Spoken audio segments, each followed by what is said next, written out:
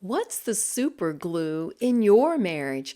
Now, some couples might think, oh, it's because we've been married for so long, or we have our faith and our values that we hold in common, or we have a cause that we are united by. And hey, all of those are really good things, but I don't think that's the super glue. As a matter of fact, I know it's not.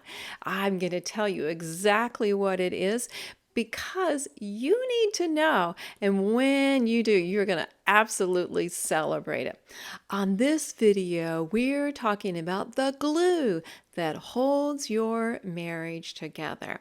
Hi, I'm Mary Whitman Ortiz of Limitless Intimacy, bringing you the tips and tools you need to create great intimacy in your marriage. On this channel, we talk about communication strategies and intimacy made simple steps, all from a Christian point of view. So if you're new here, please consider subscribing. All right, let's get back to our question. What is the super glue that holds your marriage together? Well, we can look at a couple of verses in scripture that will really expose this. So I'm thinking of 1 Corinthians 6, verse 16, which tells us that the two shall become one. And yes, I believe that is the physical act of sex, sexual intercourse, but I also know that God made us spirit, soul, and body, so that's what's uniting us. But if you go just a couple of verses away, 1 Corinthians 6:18, it says to flee sexual immorality. You know, there are some sins that the Bible instructs us to just stand, having done all to stand. But when it comes to sexual sin, it says to flee. We have to be so incredibly purposeful to make that choice. So what is that bond that holds you together? It is sexual intimacy. And you know what? Science has finally caught up with scripture because there's proof that the hormones are released, that dopamine is released, and that creates this sense of bonding and that sense of oneness. And truly, that is what is the sweet spot. That is what absolutely makes you strong. And when you have that oneness, you have unity. Like, I got your back. We're in this together. You face things together. It draws you close no matter what's going on around you, whether there's an economic crisis, whether there's a war, whether there's a health issue, whether there's a tragedy. When your marriage is strong, you can face those things together. Now, if this is helping you, you're getting some value, would you go ahead and click that thumbs up? And please, in the comments, tell us, when do you feel the most united with your spouse? Now, unfortunately, when that bond is not there, when sexual intimacy hasn't been prioritized, when you haven't been fleeing sexual immorality, it's all around us, there is a sense of being fragmented. And I talk to some couples and they're like, oh, well, we're good in this part. Yeah, we're just not good in that part.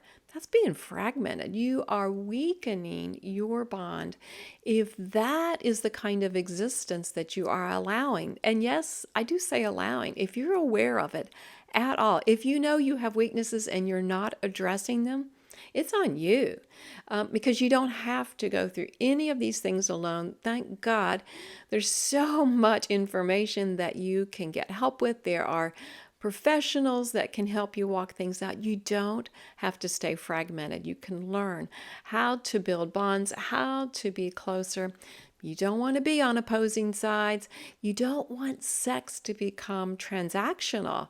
Like, hey, if I have sex with you, you got to talk to me. And if you talk to me, I got to have sex with you. I mean, we're not just exchanging. We are always about the giving, the serving, the honoring, the loving, growing in understanding, because all Oh, those places of brokenness just create distance and just takes you further away from the sweet spot that God had designed for you. And it's just so harmful when we don't intentionally strengthen our marriage. And you know what? If you work with couples, maybe you're a ministry leader, you're a mental health professional, and you know sexual wholeness is a problem, and I gotta help my couples get to a better place. And I'm not really sure what to do.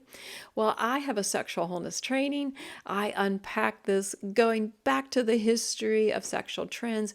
We look at some of the scientific research that has shown us what's going on in marriages right now. What is being tolerated? What is this brokenness really doing?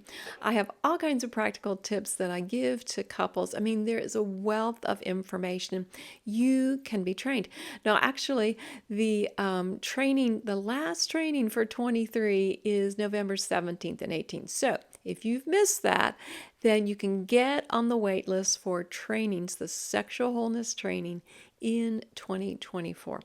But I want to give you some really specific steps to start right now to improve your sexual intimacy so you can enjoy the bond. You know, that one thing leads to another thing.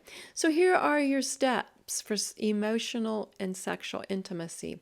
Number one, it must be mutually respectful and satisfying. Number two, you need to express freely out of a place of trust and security. Big goals with big results. And number three, try new things and make it a priority.